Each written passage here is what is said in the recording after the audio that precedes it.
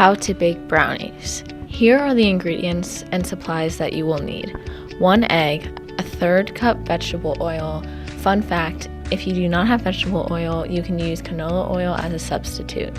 A 1/3 cup water, a box of brownie mix, a large bowl, a spatula, and a whisk. First, you have to preheat your oven to 325 degrees. While your oven is preheating, grab your large bowl where your batter will be made. First, add your oil, then your water. Then add in your egg and whisk it all together until it is combined. Next, add your brownie mix into the bowl and whisk it together. Before you add it to your pan, make sure you spray your pan with grease if needed. Then add the batter into the pan.